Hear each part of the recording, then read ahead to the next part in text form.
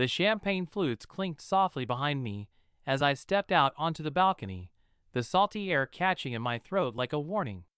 I gripped the rail with both hands and stared out over the endless Black Sea. It was beautiful, in that haunting way only isolation can be. Just miles and miles of water, nothing but the engine's thrum below me and the muffled laughter behind closed glass.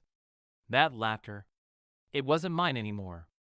Somewhere behind me, in one of the premium suites she had booked for our anniversary cruise, my wife, no, ex-wife-to-be, was likely spinning the same lies she'd rehearsed for months, telling her friends how she needed to clear her head, how the last year had been so emotionally taxing. She might have even told them I cheated on her. That's the kind of twist she liked to add. Made her the victim. Kept her hands clean. But not this time. Not after what she did. It's funny how fast someone can become a stranger. A year ago, I was planning to propose to Ava again. A re-proposal, cheesy, I know, but she loved grand gestures. I had bought a second ring, booked the cruise, the same destination where we'd first kissed 7 years ago. Same itinerary, even. I wanted to remind her that we were still us, still worth fighting for. Instead, she reminded me how easily love could be weaponized. 2 weeks before the cruise, I found the messages. She was out running errands. I had forgotten she'd logged into her email on my laptop. That's the only reason I saw it, the ping from a message with the subject. Still can't believe you leave in 14 days, Redheart. At first, I froze. I thought maybe it was from one of her girlfriends. Maybe a joke. Maybe something sweet. But curiosity is a dangerous thing. I clicked it. Then I clicked the next one. And the next one. There were dozens. Hundreds. Emails. Photos. Videos.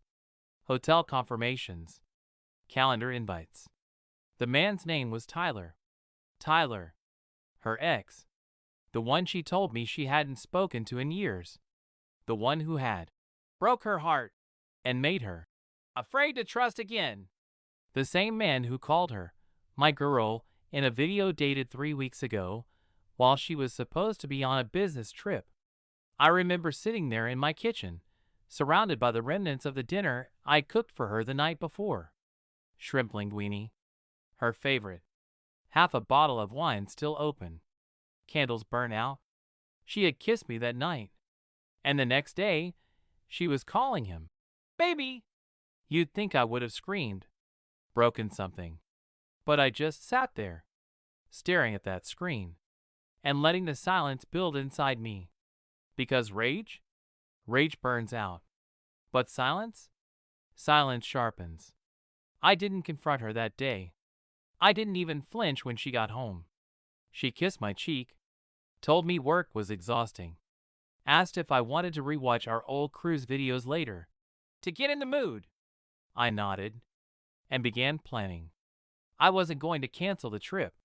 No, that would be expected. She'd spin it, twist it, cry to her friends about how I ruined our getaway, how I sabotaged everything. No, the cruise would happen, but not the way she envisioned.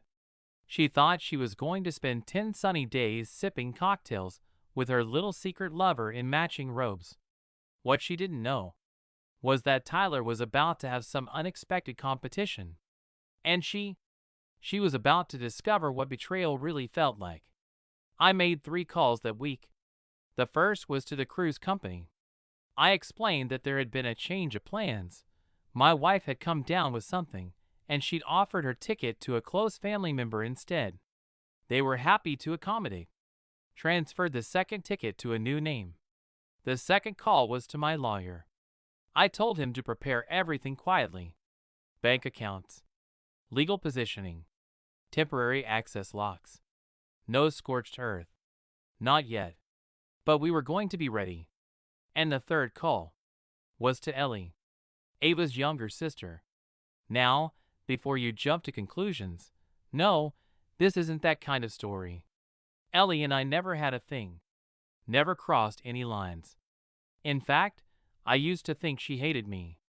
She was sharp-tongued, sarcastic, always rolling her eyes when I talked about my job or offered to pay for family dinners. But something changed a few months back. I caught her looking at Ava once, not with admiration, but with suspicion. And the next time we saw each other, Ellie pulled me aside. Quietly. She didn't say much. Just 4 words. "She's not who you think." That was it. Nothing more. But it stuck with me. So when I called Ellie and said, "I need someone I can trust," she didn't even ask why. She just said, "When do we leave?" The moment we boarded the ship, I knew we'd made the right call. Ellie played it perfectly. She was charming, effortlessly elegant, funny without trying. She didn't need to act like Ava. She just needed to be herself. And that made people notice, including Ava's social circle. You see, Ava hadn't just invited her lover to join her midway through the cruise. She'd invited her friends too. They were flying out to meet her at port. It was supposed to be a healing vacation, a celebration of independence. The story she'd fed them was that I had grown cold. I had checked out. I was suffocating her. So imagine her shock when she walked into the restaurant that first evening on the ship, ready to meet her friends and toast to fresh starts, and saw me sitting at the corner table with Ellie. We weren't doing anything inappropriate, just laughing, sharing a bottle of wine, talking. But the way Ava's face froze, it was like watching a mask crack in real time.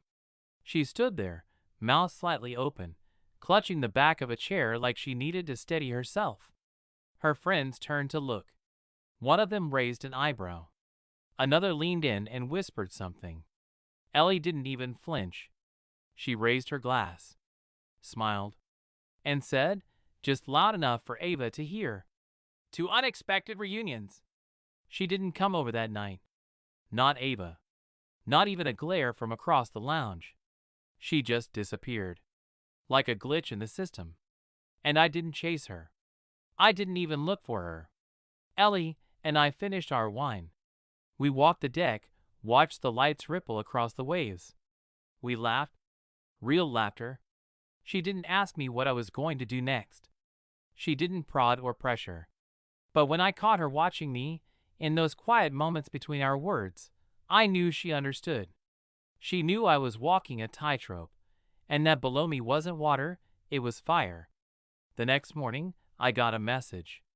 Not from Ava. From Tyler.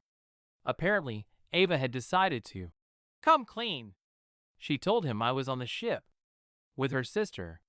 She said I'd hacked her email, that I was obsessed, unhinged, that she feared for her safety. He asked to meet me. Said he wanted to clear the air. I laughed when I read it. The nerve. But I agreed. I told him to meet me at the lower level bar, the quiet one near the back of the ship. 3 p.m. Just him and me. He showed up on time. Slim suit. Overconfident posture. One of those guys who always looks like he's about to pitch a startup no one asked for. He offered his hand. I didn't take it. Instead, I just said, "You know she booked this cruise for us, right? Me and her. Our anniversary." He blinked. "No, she said it was a group trip. 4 friends. She said you'd." "Yeah." I cut him off. "She says a lot." He shifted. "Look, I didn't know, man. She told me you two were done. That you were toxic. Controlling. That you cheated. Did you believe it?" He hesitated. That was enough of an answer. I leaned forward. Calm. Still. "You two deserve each other," I said. Then I stood and left. No threats. No posturing. No drama. Because I didn't need to blow up the ship. I was setting charges where it mattered. Ellie and I kept things calm. We weren't pretending to be lovers. We didn't hold hands or share rooms. But we did laugh. We did enjoy ourselves. And we made sure that laughter carried. Because Ava? Ava lived off optics. She curated everything. Every photo, Every outfit, every bite of food on her plate, it was all for show. So when people started asking her why her healing cruise included so much brooding, why her ex-husband was here with her sister, why she never showed up to group dinners, she couldn't handle it. She snapped on day 4. Cornered Ellie by the pool. "You're disgusting," she hissed. "Parading around with him? You're my sister." Ellie didn't flinch. She took off her sunglasses, smiled, and said, "I'm your reminder." Ava blinked. "Reminder of what?" Ellie leaned closer, her voice just a whisper. "Of what it feels like to lose." I'll admit, there was a moment, just a sliver of one, where I thought about ending it there, letting it go, leaving with Ellie, going home, starting fresh. But then, I got the envelope. It was slid under my cabin door. No name. No return info. Inside, 3 printed screenshots. Emails. One of them with my name in the subject line. They were from Ava. To Tyler. Discussing my company, my intellectual property, my assets, my board votes. They were trying to force a buyout. Behind my back. The plan was simple. Ruin my reputation, frame me as unstable, claim I'd emotionally manipulated Ava for years. She'd have testimony. Tyler would find irregularities in my reports. Then they'd both walk away, richer, unscathed, victorious. Until someone leaked their plan. Someone who wanted me to see. Someone who slipped that envelope under my door. I didn't need to guess. Ellie's smile over breakfast said enough. She hadn't just joined the trip for support. She'd joined the mission. That night, I made my move. We were at the gala dinner, a formal event near the end of the cruise. Everyone in tuxedos and gowns. Strings playing softly. Wine flowing. Ava arrived late, draped in gold, Tyler at her side. They looked polished. Plastic. Perfect. I stood, glass in hand. "Ladies and gentlemen," I said, "I'd like to make a toast." Chair shifted. Forks paused midair. "Some of you may know me. Some of you may not. My name is James. And this cruise was a gift. A gift I planned for someone I once loved deeply." Eyes turned. Whispers sparked. "But things change. People change. And sometimes, those you trust most build knives out of your secrets." I reached into my jacket, pulled out the envelope, held it up. Luckily, I learned early enough. Early enough to protect what mattered. Early enough to lock what was mine behind doors no one here can open. Ava's face turned to stone. Tyler looked ready to bolt. "But more than anything," I continued, "this cruise reminded me that clarity is worth more than loyalty bought in desperation. And some partnerships," I looked directly at Ava, "deserve a different ending." I set the envelope on the center table, raised my glass, to starting over on solid ground. The fallout was swift. The next morning, Ava's friends avoided her like the plague. Tyler disembarked early. And Ava? She tried to confront me one last time. "You think this makes you the hero?" she spat. "You're cruel, James." I didn't raise my voice. I didn't even blink. "No," I said. "I'm just not your servant anymore." She flinched. It was the same phrase she'd thrown at me once, when I brought her soup during a flu, and she rolled her eyes because it wasn't hot enough. Funny what sticks. Ellie and I didn't go home together. We hugged, exchanged a look, and parted ways. But a week later, she sent me a photo. It was a picture of a houseplant. One Ava had killed 3 times over. It was alive now, blooming, in Ellie's apartment. Caption said, "Some things just need the right hands." I smiled. Then I poured a glass of wine and deleted every last photo of Ava from my phone. Some things aren't worth keeping. A week after I got back, I got a package in the mail. No return address, no note. just a small black box. Inside was a USB drive and a silver bracelet I'd bought Ava years ago. She used to say it was her good luck charm. She wore it on every big day, her first promotion, her first TEDx talk, even the day she told me she needed space. That day she packed it away in a velvet pouch, dropped it in a drawer, and didn't look back. I guess she was done pretending. Out of curiosity, I plugged in the USB. Only one folder. For him. Inside were screenshots, voice memos, clips. Not from Ava. From Tyler. Recordings of their planning sessions. How they'd time the media smear. How they'd handle the board. How Ava would cry on cue. How he'd start a new firm with her shares once I was out. I don't know who sent it. Maybe Ellie? Maybe Tyler himself, trying to flip the narrative now that the ship had sunk. Didn't matter. I had enough. I forwarded it to my lawyer. She knew what to do. By the end of the week, the board had convened. By the end of the month, Ava's shares were frozen. Tyler's involvement flagged by regulatory. And both of them officially blacklisted in every venture circle that used to call me brother. I didn't celebrate. Not in the traditional sense. I didn't throw a party. Didn't post anything. Didn't gloat. But I did sit in the corner of my favorite coffee shop, order the most expensive pour-over they had, and exhale for the first time in what felt like years. Ava used to hate this place. Too messy. Too many artsy types. She'd roll her eyes every time I brought up their monthly poetry nights. And yet, here I was, scribbling thoughts on a napkin, sipping coffee that tasted like closure. I ran into Ellie a few weeks later. By accident, or maybe not. She was at the bookstore, thumbing through the travel section. We locked eyes. Smiled. No tension. You planning your own trip this time? I asked. She laughed. Maybe.